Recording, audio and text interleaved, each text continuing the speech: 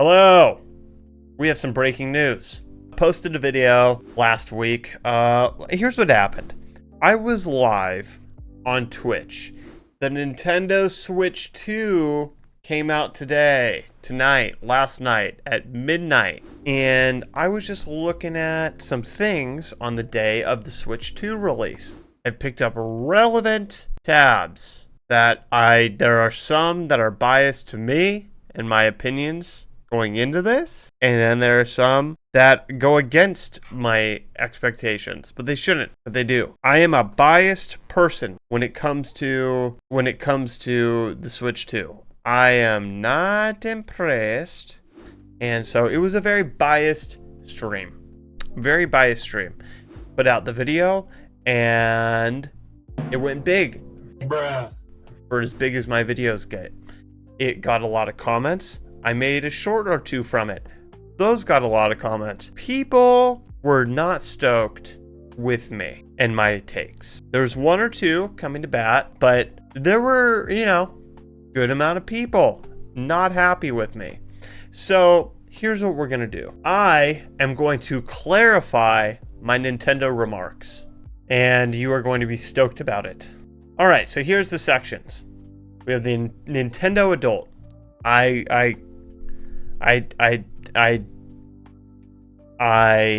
called Nintendo adults similar to Disney adults. I would like to clarify that. The Switch 2 is mid. I would like to clarify that. I think I said the Switch 2 sucks in the last thing, but I'm going to give it a little bit of praise more than it sucks. It's mid. It's mid, and I'm going to clarify it. And Nintendo sucks. Nintendo sucks a lot. The company. It is trash. So let's get into the disclaimer here really quick. One, I am an old bitter man. I am an old bitter man for the internet. My opinion doesn't represent others' opinions. It's my opinion. This is my opinion. I don't like joy. So take that. Take all these comments. Take all the things that I say. And remember, I don't like joy. My idea of fun is looking at stock prices. Yes. While you are playing Mario Kart, I am looking at stock prices, and I am having time of my life doing that. I'm antisocial. A lot of Nintendo shit is pretty social based. I'm antisocial. And the last bit, you watching this, getting upset, about to get really pissed off at me, you're looking to rage out. And I'm going to give you that opportunity. Feel free to send me your bottled up anger in the comments below. I will happily read it. I will read it. I read all the comments. I will read your shit. Send it. I want it. Put it in the comments, bitch. Dare you. All right. So, section 1. Let's talk about the Nintendo adult, aka the Nintendo. Play on words. Calling you guys idiots. All right, what is a Nintendo adult? This is one thing I do really want to clarify here. The Nintendo adult is someone who only plays Nintendo games. They wear Nintendo related clothing regularly, and they defend Nintendo regardless of the subject matter being presented, which will be presented near the end of this video. So stick around and you could find out if you hit 1 and 2. Let's see if you hit number 3. What is not a Nintendo adult? Occasionally plays Nintendo games. I'm not talking about you. If you bought the Switch 2 to play some exclusive content, but you also play a bunch of other shit, you're probably not a Nintendo adult. You probably just like Nintendo stuff, and that's fine. It's fine. We all like what we like. I would also like to note that these images were made by AI, not me, and they're not real people. Okay, the Switch 2 is mid. It's not groundbreaking. Yes, so I said the Switch 2 sucks, and I was gonna put together all these stats, right? I was gonna put together all these stats of the Switch 2 compared to the other systems, blah, blah, blah, blah, blah. But I saw like it actually kind of meets up. So I'm gonna say it's mid. And I think that was actually a little bit my point. I mean, it was a big point last time. I talked about how the Switch 1 was behind its time, and the Switch 2 was catching up 7 years later. So I'm kind of just doubling down on that, clarifying that I was right. So here we go. Here's the Switch 2 versus the Xbox Series S. Price difference, not much. It's $450 for the Switch 2, $500 for the Xbox Series S. The release date, 2025. This was released in 2020. Video output, both 4K. Same frames per second, depending on the game you're playing. And the storage is double for the Xbox because they need it, because their games require more storage, because they're better. But, you know, very similar systems. The Switch 2 versus the PlayStation 5.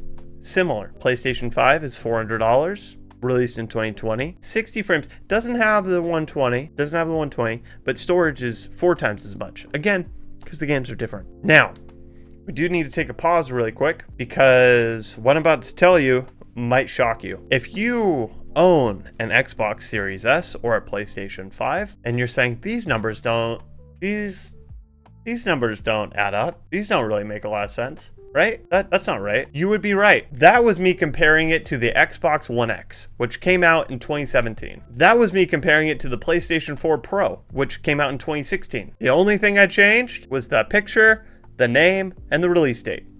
Same shit. 10 years later, Nintendo comes out with their same piece of shit garbage. Oh, but maybe we should compare it to the Steam Deck. You're right. Okay, it's very similar shit. Steam Deck came out 3 years ago. Same stuff. Prices, blah, blah, blah, blah, blah, whatever. But do you see my point there? Do you see my point? Oh, but it's handheld and you could play it on a TV. That's one thing I want to point out really quick. I don't have a slide for this, but there were a few people in the comments saying like, well, you could play Cyberpunk 2077 at 60 frames. No, you can't. You can't do it on the handheld. And you know what? Nintendo is such a piece of shit company. I couldn't find the frames per second on the handheld screen. They don't put it anywhere because it's probably 30 frames per second. It's probably 30 frames per second. Nintendo tends to hide a lot of information that every other system doesn't. I wanted to put RAM and other shit on here, but Nintendo hid their stats behind custom NVIDIA chip. Everyone else was like 8 gigabytes, 12 gigabytes of RAM, whatever, all that shit. Not Nintendo. They hid it. It's not there. It's not there. It's not there. So come at me. Tell me, am I wrong? Am I wrong? Your system is 10 years late and the screen is not the stats that everyone in the comments was telling me. You're not playing Cyberpunk at 60 frames per second on handheld. You're doing it on your TV. And that brings us to Nintendo sucks. They do. And my question to you is, why are you defending them? Maybe after the next few slides, you won't. So let's go down a history of Nintendo. And really quick, before I get into this, yes, Microsoft and Sony probably hit a few of these as well, but I don't think they hit every single one. First, third-party exclusivity. So another comment that came up a lot was telling me how many more exclusive games were on the Switch compared to the PlayStation or Xbox. That sounds so cool if you're in that system. My thought though is, when I was in junior high and high school and I had Xbox, and actually a majority of my friends had Xbox, it was dope. We all got to play the same games. But there was that one or two friend that had the PlayStation and they couldn't play some of our games. Exclusivity kind of blows. So I don't know why you think that's a positive. Exclusivity is stupid. If you have to buy something to play something, it's dumb. It's dumb. Video game rentals. Not sure if you know this, but Nintendo was the leader in trying to make video game rentals not a thing. They tried really hard to make it illegal for video rental places to not allow video game rentals. I don't know why any consumer would think that's cool. So if you want to try a game, Nintendo was like, no, you gotta buy the full game. There's no renting our games. You either buy it and sell it back to GameStop for pennies, or you don't get to play it. But they lost that lawsuit. Fan game takedowns. This one I was 50-50 on putting it up, but ultimately put it up. Nintendo has a low tolerance for fans doing anything with their thing, so fan game takedowns, they are on it. They will remove anything that has their shit in it, regardless if it's a homage or anything. Nintendo hates it, and they don't care about their fans. Emulator and ROM site lawsuits. Now, this one is interesting, right? Because this is clearly taking work and in a way stealing it and distributing it for free. I would have not put this in there if it weren't for a slide that's going to come up in the future. So just remember this: Nintendo emulator and ROM site lawsuits. They are very against people emulating and giving ROMs out for free. Content creator monetization. Yes. Before 2015, if you made any video of you playing one of Nintendo's games, they would DMCA you, take all of your revenue. Do you know how fucking stupid that sounds? Think back to Red versus Blue, the Halo thing. Do you think that hurt Bungie or helped Bungie? And if you think it hurt them, you're a moron. It only helps the companies. Fan-created content is massive, but Nintendo didn't stand for it, so they took it down. One thing I didn't add in here too, but as I'm made aware of yesterday when I was going over this with a friend, and it's kind of along the lines of this, Nintendo will shut down events days before the event. If an event like a melee competition is being in the works for months to a year, Nintendo steps in the week of to shut it down. They've done this many times, and when the event decides like all profits, all the money is going to charity, they reel it back and then they don't shut it down because it would look bad that they're taking money away from cancer research. So yeah, Nintendo's dope. Poor contractor treatment. Yeah, they are pretty shitty to their workers. There were a few lawsuits for minimum and sometimes below minimum wage pay, not allowing people to take breaks, just horrible, run-of-the-mill contractor, like warehouse shit, sexual harassment, gender discrimination. Again, they've been sued for this. Who hasn't though, right? It's not Nintendo's fault. That's just working. Let's not forget about Nintendo Labo, where they sold cardboard for $70 to $80. That's dope. That's so cool. What a cool company making cardboard and selling it for $70 to $80. Their online service sucks and they overcharged for it. They had like no features and yeah, just price gouging for nothing, for no fucking point. Nintendo is notorious for artificial scarcity and limited stock. They're big fans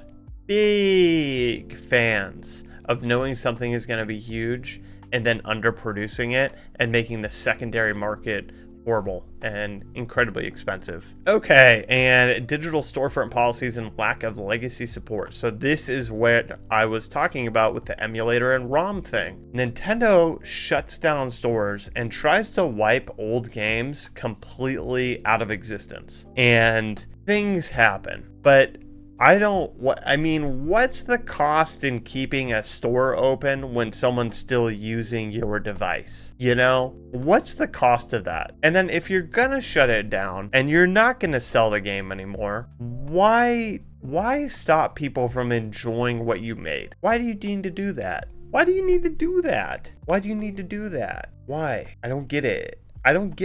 Let people enjoy your stuff. But nope, Nintendo doesn't want you to do that. They want to shut down the old games that aren't making as much money anymore so you could buy the brand new games that cost significantly more. Nintendo also, I saw, doesn't discount their games ever.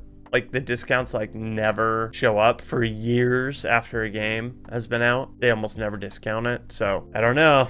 That's pretty much it though. That's as deep of research as I wanted to do over 2 days. I don't get it if you're defending Nintendo at this point. I get everyone likes what they like. We all like games that we like, and you can't really help that. It's cool. If you want to buy a Switch 2, that's dope. If you want to play Nintendo games, that's dope. I don't understand though defending Nintendo. So that's it. Thank you so much for watching. Be sure to like, comment, share with your friends, give me a subscribe. We're doing all this stuff all the time. Have a great day.